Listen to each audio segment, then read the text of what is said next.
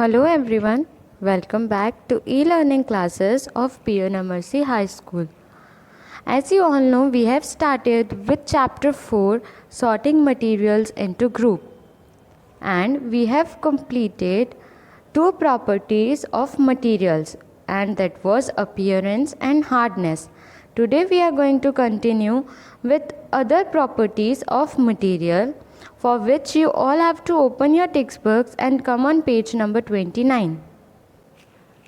So students, our next topic is soluble और insoluble, that is कौन सी ऐसी चीज़ें हैं जो पानी में डिज़ोल्व हो सकती है और कौन सी ऐसी चीज़ें हैं जो पानी में डिज़ोल्व नहीं हो सकती है. जो पानी में डिज़ोल्व हो सकता है उसे हम बोलते हैं soluble और जो पानी में डिज़ोल्व नहीं हो सकता है that is known as insoluble. Before starting explanation from your book, let's understand this topic from this given chart.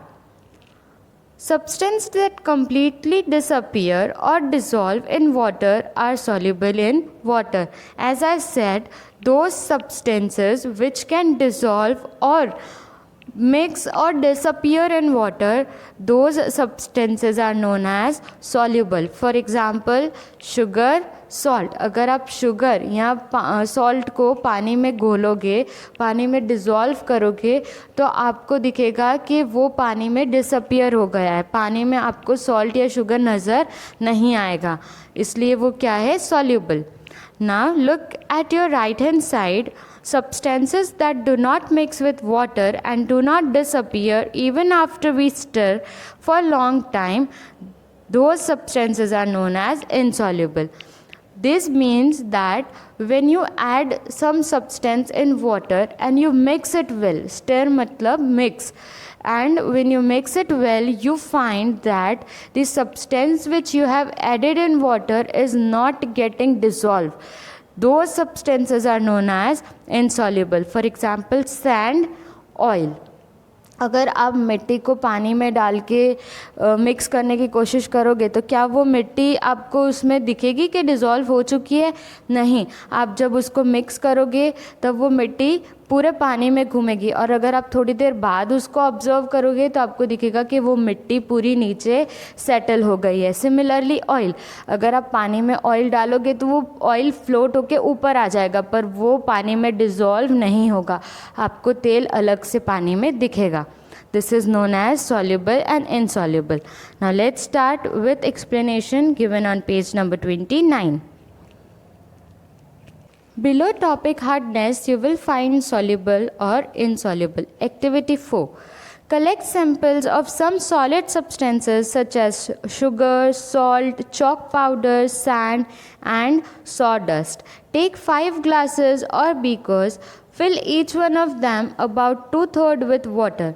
Now, in this activity, you all are asked to collect some solid materials like salt, sugar, chalk powder, sand and so on.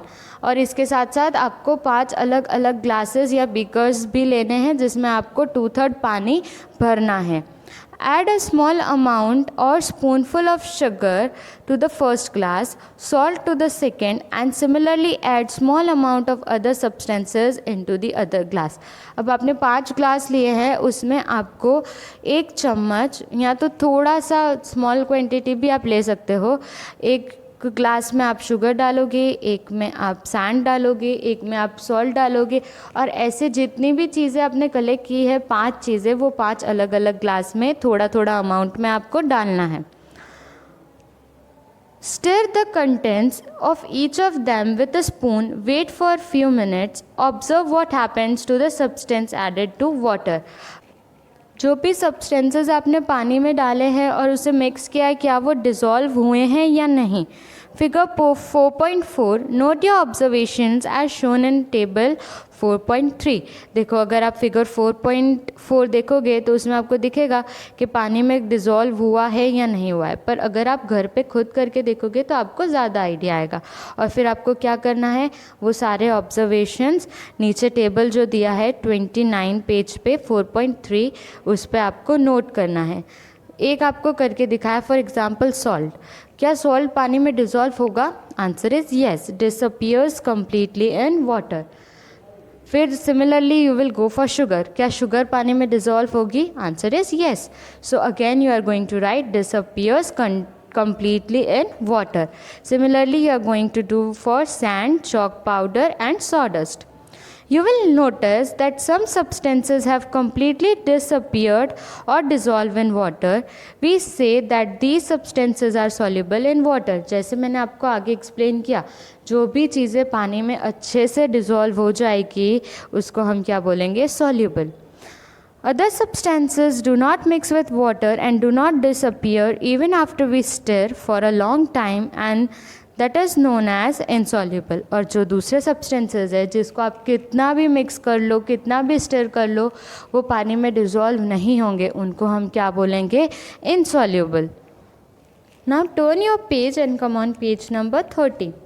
Water plays an important role in the functioning of our body because it can dissolve a large number of substances. Do liquid also dissolve in water? मतलब हमारी body में, हमारे शरीर में सबसे important function किसका होता है? पानी का.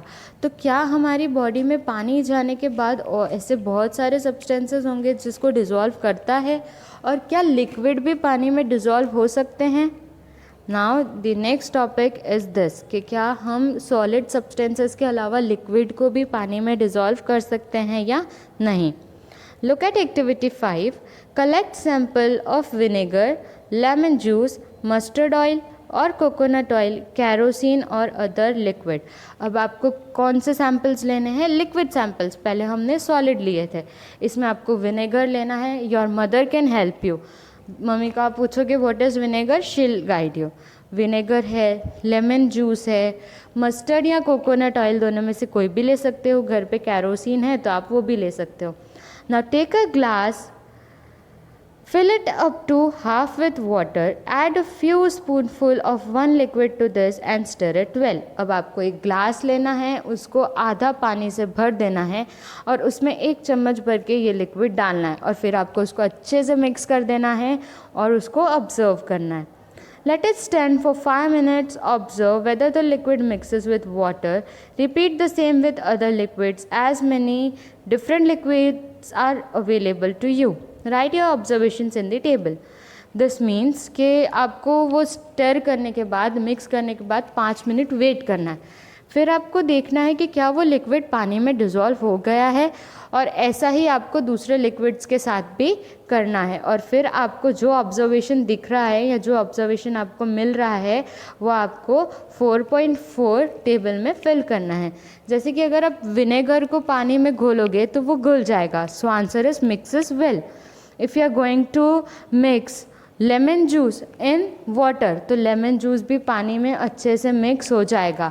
सो आंसर इज मिक्सेस वेल. सबने घर पे नींबू पानी तो पिया ही होगा, तो जब हम पानी में नींबू को निचोड़ते हैं तो वो अच्छे से डिज़ोल्व हो जाता है.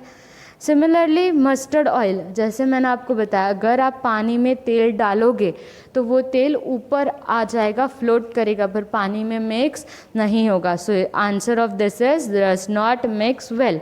Same for coconut oil and kerosene. अगर ये 3 चीज़ें हम पानी में मिक्स करेंगे तो ये पानी में मिक्स नहीं होने वाली. We notice that some liquids get completely mixed with water, some others do not mix with water and form a separate layer when kept aside for some time. इसका मतलब है जब आप ये परफॉर्म करोगे, जब आप घर पे ये करके देखोगे, आप देखोगे कि कुछ कुछ लिक्विड्स ऐसे हैं जो कम्प्लीटली डिज़ोल्व हो गए और कुछ कुछ ऐसे हैं जो अपनी ही अलग लेयर बना देंगे. जैसे कि ऑयल, वो ऑयल ऊपर आ जाएगा पानी के, उसकी अलग से लेयर आपको दिखेगी जब आप उसको मिक्स करके थोड़ी देर के लिए साइड में रखोगे. Some gases are soluble in water whereas others are not. Water usually has small quantities of some gases dissolved in it. For example, oxygen gas dissolved in water is very important for the survival of animals and plants that lives in water. मतलब solid substance और liquid के अलावा ऐसे gaseous substance भी होते हैं जो पानी में डिज़ोल्व हो जाते हैं. फॉर एग्ज़ाम्पल ऑक्सीजन गैस, जो ऑक्सीजन गैस होती है वो पानी में डिज़ोल्व हो जाती है. यही एक रीज़न है कि जो पानी के अंदर एनिमल्स रहते हैं वो अच्छे से रह पाते हैं। हमारे लिए भी ऑक्सीजन बहुत ज़रूरी है।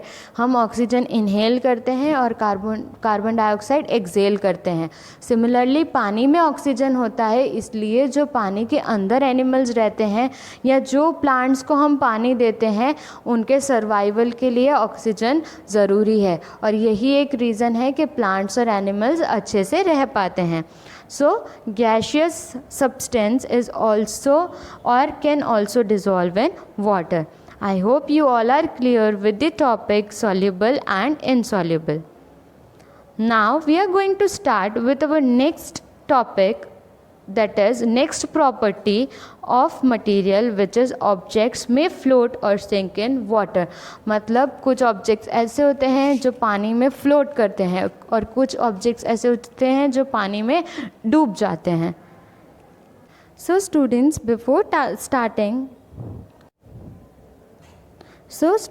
before starting the topic float or sink from your textbook, let us understand with the help of this chart.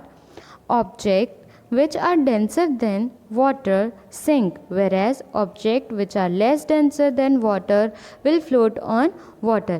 इसका मतलब है जो चीज़ें हल्की हैं वो चीज़ें पानी में तैरेंगी और जो चीज़ें हैवी है, भारी है, वो चीज़ें पानी में डूब जाएंगी. When you will look at your left hand side, you will see float in water. मतलब ऐसी चीज़ें जो पानी में फ्लोट करेंगी, तैरेंगी. Plastic bottle, rubber ball, a paper boat, leaves, twigs, balloon, oil. ये सारी चीज़ें क्या है, हल्की है वेट में, इसलिए ये पानी पे क्या करेगी, तैरेगी. अगर आप पानी में प्लास्टिक बॉटल डालोगे तो आपको दिखेगा कि वो अंदर नहीं डूबी है, वो ऊपर ही तैर रही है. सेम आप लोग रेनी सीज़न में कभी आपने बोट्स चलाए हो पानी में तो आपने देखा होगा कि पेपर की जो बोट होती है वो ऊपर ही तैरती है. वेयरएज लीव्स, जो पत्तियाँ पानी में गिरती हैं वो भी उसके ऊपर ही तैरती है. बलून अगर आप पानी में रखोगे तो वो भी ऊपर ही तैरेगा. वेयरएज ऑयल, जो आगे भी मैंने आपको बताया कि अगर आप ऑयल को पानी में मिक्स करने की कोशिश करोगे तो वो ऑयल ऊपर आ जाएगा. That means it will just float. And when you will see at your left hand side you will find some objects which sink in water, मतलब जो डूब जाएंगे, जैसे कि सैंड, स्टोन, कॉइन्स. ये सब क्या होते हैं, हेवी होते हैं, भारी होते हैं.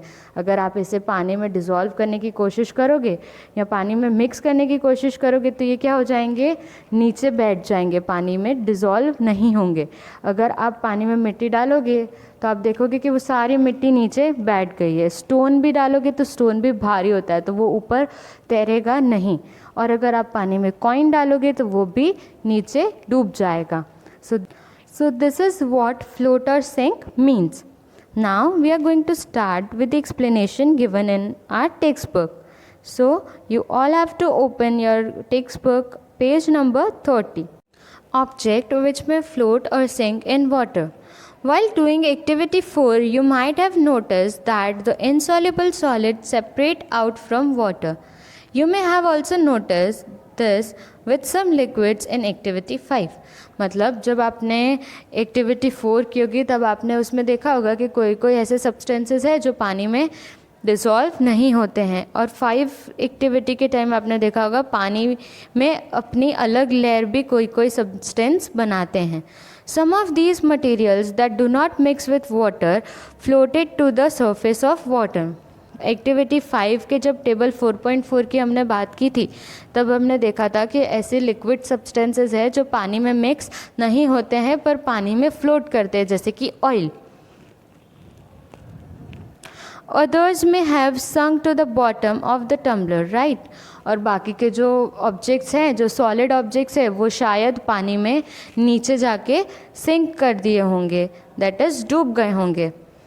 We have noticed many example of objects that float in water or sink. हमने काफ़ी सारे ऐसे ऑब्जेक्ट्स को नोटिस किया है जो पानी में या तो फ्लोट करेंगे या फिर sink. Figure 4.6, dried leaves fallen on the surface of a pond, a stone that you throw into the pond, drops of honey that you let fall into a glass of water. What happens to all of these?